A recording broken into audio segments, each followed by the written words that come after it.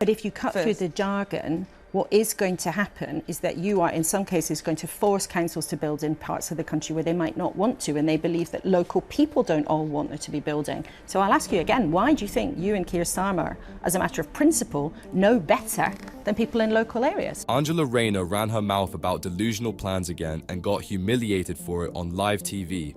Angela Rayner is plotting to get out of the inevitable humiliation that the Labour Party will suffer come May, because they're going to get a shellacking in the local elections. Laura Kuenssberg made Angela look like a fool, and now she's terrified of what's coming. And people are talking about it a lot under Starmer, that part of the reason that his first 100 days, and indeed successive days, have been so disastrous is he has a dysfunctional Downing Street in which everyone's at war with each other. There's an internal revolt brewing up within Labour, and Angela's on borrowed time. Most people agree that the country does desperately need more homes, and the government has promised an extra $1.5 million by 2029. That's easy to say. It's maybe $1.5 million harder, million times harder to do. Even though it's now on Keir Starmer's priority list, it is a tall order. But Angela Rayner, as Deputy Prime Minister, it's your job to make it happen. Governments for years have tried to do this. What makes you think you're going to be able to achieve it when other governments have failed so many times before? Right off the bat, Laura Kuenssberg called Angela Rayner out for her delusional and out-of-touch housing plan. In order to stop these developments being stuck in the system, and we're determined to deliver that. One of those, and we'll hear more detail on it this week, but you are going to grab some power from local councils so that planning applications can be, in some cases, waved through, in some places just speeded up. But why do you think that you and Keir Starmer, sitting in Westminster, know better than local councillors on the ground? Well, first of all, we consulted back when we were elected in July. I started a consultation on the National Planning Policy Framework. Angela Rayner was not prepared to be so brutally humbled, and the interview turned into a smackdown. If you deliver on the National Planning Policy Framework and within the local plan, then we should be able to streamline that process and get those developments. But if you cut through the jargon, what is going to happen is that you are, in some cases, going to force councils to build in parts of the country where they might not want to, and they believe that local people don't all want there to be building. So I'll ask you again, why do you think you and Keir Starmer, as a matter of principle, know better than people in local areas? Well, at the moment, we haven't had mandatory local plans, and therefore we've seen speculative developments in areas through permitted development. Despite Angela's attempts at deflection and vague answers, Laura made an absolute fool out of her. Including Labour leaders have looked at your plans already. You've had your consultation, and their response to your plans has been that it's not achievable. There are senior people in the Labour Party, your own party, who've looked at these plans and say it's almost impossible to do. So why are they wrong and you're right? Because it's based on the local area, it's based on the affordability test, and we know that there is land. They can collaborate, working with other local authorities to bring forward. How pathetic is it that even Labour leaders think Angela and Starmer are out of their minds? Doesn't that take a really important element away from how our country is built and changed? Democracy. Because local councils are chosen by local people exactly to make these kinds of decisions, and you're removing that element from them. Well, I don't accept that, because we're saying they have to have a local plan, local democracy, and we're saying a national planning policy framework, national democracy. We were elected to build the 1.5 million homes. Starmer and his cronies aren't huge fans of democracy, and Angela has no clue what she's saying. And if we get away from the jargon, I know it's a technical area, and it is important. I'm trying to not go too technical. Well, it is important to use the right terms, but also on principle, you're trying to put circumstances in place to get this going, but also as a government, you don't have a mechanism where you can directly actually guarantee that a single extra house is going to be built. Everyone knows that Angela can't deliver on this goal, because even Angela doesn't know if she can. What about water? What about sewage? What about the NHS?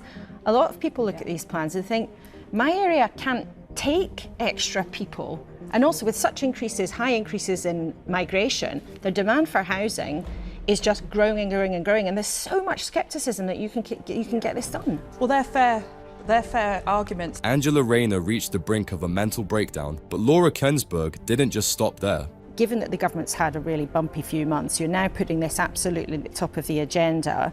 But whether it's councils, environmental groups, or some in the construction industry, there are big doubts about whether you can get it done. And you say you're determined to do it. But the Prime Minister and you have been sort of firing off attacks at people who don't want it to happen, calling them like naysayers and blockers. I mean, who are they? Angela Rayner and Keir Starmer are tone deaf and throw temper tantrums when people disagree with them. More importantly, there's a greater point here, one of hypocrisy. Unlike Angela Rayner, Laura actually came prepared. Angela was wishing that people would forget the countless blunders she has done in the past, but Laura wasn't going to let her off the hook so easily. Chaos in the system and subjectiveness, that's why I want to bring clarity. So the National Planning Policy Framework, which we consulted on, is clarity.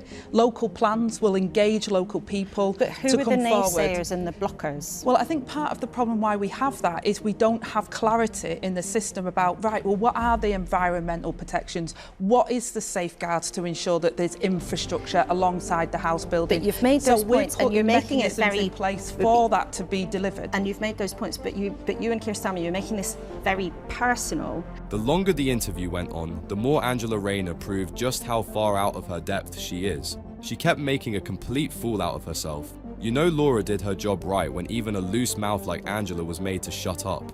It went on, and Angela just kept repeating herself like a broken record. Her entire point gets completely demolished the moment Laura brought up what Angela was up to in the past. This is you as a local MP in 2017 opposing developments. You could have got me with my eyes open. Well, there you are. There's perhaps a better photograph. You see how young we were, little lads now, they're grown up. Well, that's in 2017. You as a local MP representing your constituents there in a place where they didn't want a development. So in 2017, were you a naysayer and a blocker? Starmer and his gang of cronies are all a bunch of hypocrites with no real beliefs of their own. Angela had the audacity to champion this new ridiculous idea, despite having campaigned against it in the past. She struggles to come up with an answer, and that just goes to show how useless this lot is. Does this in any way seem like the Deputy Prime Minister of Britain? The truth is, Labour has a sinister plan behind this whole scheme, and it just got exposed. Angela Rayner's devolution revolution sounds almost as dreary as it actually is. She looks now set because lots of areas are being reorganised with a view to everyone having an elected mayor. Already, I believe Greater Lincolnshire, Hull and East Yorkshire have been assigned mayors, or at least they will be allowed to vote for their mayors. Angela Rayner's new plan to localise government is a part of her planning reform. However, there's a bigger objective behind all of it, and it's much more disgusting than you'd expect. They're so desperate that they've already put the entire plan into motion, despite the backlash from within their own party. Angela Rayner and Starmer know that they're done for, and the schemes are just beginning. In fact, Starmer's facing huge pressure from the Labour Party to get rid of her. I just feel that, the more you devolution sounds great, but the more you devolve, the more you make government local government preside over national government, the more difficult a country becomes to govern. So I wonder whether or not we're going too far down this road. What they don't understand is that this whole plan will come to later haunt them. The idea only makes sense in moderation, but they're getting extreme with it. It just goes to show how incompetent and useless this lot is, and especially Angela Rayner. They're just adding more and more unnecessary middlemen that will make governing the nation much more difficult. However, none of this compares to the real reason why they're doing it. Angela Rayner, funnily enough, said, these areas that are getting reorganised, they were going to have their local elections in May, along with the rest of the local councils of this country. But maybe they won't have them now, while they're in the process of reorganisation. Perhaps if they feel, that this reorganisation will somehow or other make it difficult to have these elections, they should let us know. It's a move out of complete desperation. Starmer and Angela Rayner have lost all credibility and trust from the British public, and they know it. There's local council elections coming up, and isn't it convenient that they've found an excuse to cancel them? It's as obvious as it seems, and it's utterly appalling. This government is so insecure that they take away your right to vote instead of facing the consequences of their actions. Accountability is a word alien to Starmer and his cronies, and it shows. That's the way Angela Rayner is plotting to get out of the inevitable humiliation that the Labour Party will suffer come May, because they're going to get a shellacking in the local elections. They're going to get humiliated. So what's she trying to do? She's trying to stop the elections. It's outrageous. The truth has been exposed. Everyone knows that the Labour Party will get absolutely destroyed in the upcoming elections, as the entire country is fed up with their nonsense. The obvious result is that they'll lose miserably, and the stats are very clear on that. Does Angela Rayner think she can avoid that humiliation by such a desperate move? Well, it doesn't seem to matter, since she's making a total fool out of herself either way. I mean, I know people saying, oh, but it's happened before, Boris cancelled them in 2020. No, it was COVID. It was completely different. This situation is, I mean, some of the by-elections that have been happening in the last few weeks would indicate that Reform are going to do pretty well in the next local elections. And in some rural areas, you know, the rare rural areas that Labour are doing well, the Tories and Lib Dems will do probably quite well as well. Labour's hardcore supporters have the audacity to compare this idiotic betrayal to a literal pandemic. In a sense, they're not wrong, because this government has been more disastrous for this country than an actual global pandemic started by a virus. According to the polls, the Tories and Reform UK are well ahead of Labour, and rightfully so. Thanks to Starmer's idiotic policies and Angela Rayner's disgusting comments, Labour is in shambles. But ultimately, they're running scared. They're running scared from the electorate, and actually they should front up to it. It doesn't matter whether they change again afterwards. If there's May elections, local elections, and it's set in stone, regardless of the circumstances, they should have those elections. And Labour will have to deal with the consequences. Remember how Starmer and Angela Rayner campaigned as self-proclaimed people of integrity and honesty? Well, that's all been thrown out the window, as this lot is terrified of what will happen to them in the elections. They're behaving like third world dictators by desperately holding on to what power they have at the moment. Of course, the public won't forgive or forget this. They can escape accountability for now, but eventually, when the next general elections come around, Labour won't be winning. That's simply because they're utter failures. Angela's housing plans alone are borderline impossible. Talking of Angela Rayner, she's basically saying that she's going to take away the rights of all local councils to interfere in the planning process and to veto things. So the idea is that they're going to get rid of the NIMBYists, they say. Let's find out if they can actually do it. Her biggest reform in the new housing strategy sounds like an insecure power grab. Of course, the real question is, are they capable enough to actually pull that off? The truth is, this lot is so incompetent and useless that they're a disaster at even taking power away. And even if they do manage to succeed, chances are that they'll still miserably fall short of their goal. Angela Rayner shot herself in the foot by setting such a ludicrous goal of 1.5 million more houses. I don't know whether it's achievable within the next 5 years, just because our planning system is kind of so incredibly slow that actually a lot of the homes would need to have planning permission already. And on average, they take between kind of 1.5 years to kind of, depending on how big they are, even up to 4 years just to get planning permission. So basically the stuff would need to have had permission even before Labour got in to get to 1.5 million homes. There's simply no realistic or logistical in this latest false promise that Angela Rayner has made to the people. Did she knowingly make a false promise? Considering how they never stick to their word and don't have even a shred of integrity, that might be true.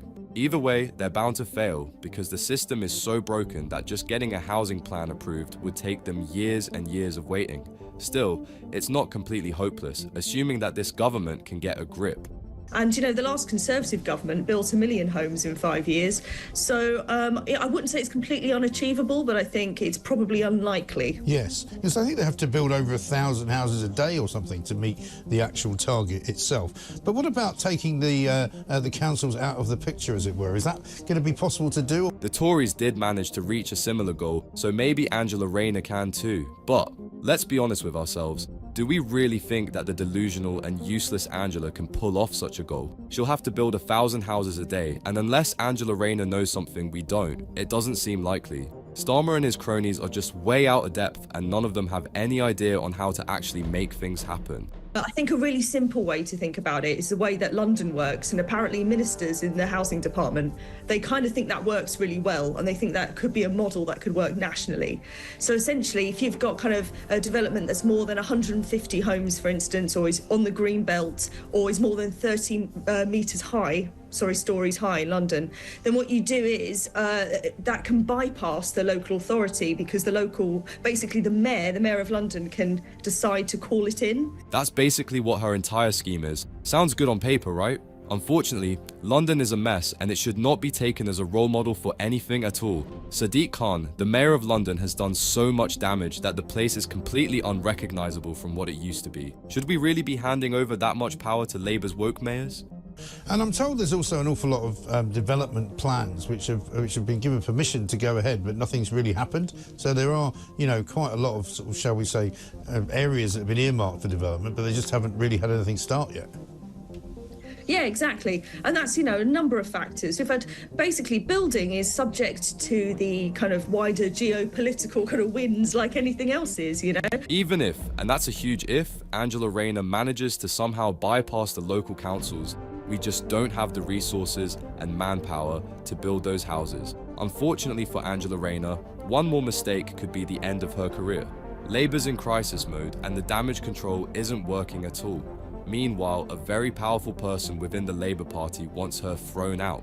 No real surprise. I mean, it's called politics, and politicians are always at each other's throats about one thing or another. But this is quite interesting because Angela Rayner, who I think has, shall we say, a difficult relationship with Keir Starmer, she has sort of nominated herself as kind of being in charge of what they're calling the devolution revolution. People within the Labour Party are at each other's throats. Some of them want Starmer gone, and others are clashing with Angela Rayner as well. Angela made her final mistake by publicly putting herself in charge of the whole devolution scheme to strip down local councils. However, a specific someone didn't appreciate that, and now they're actively trying to ruin her plans.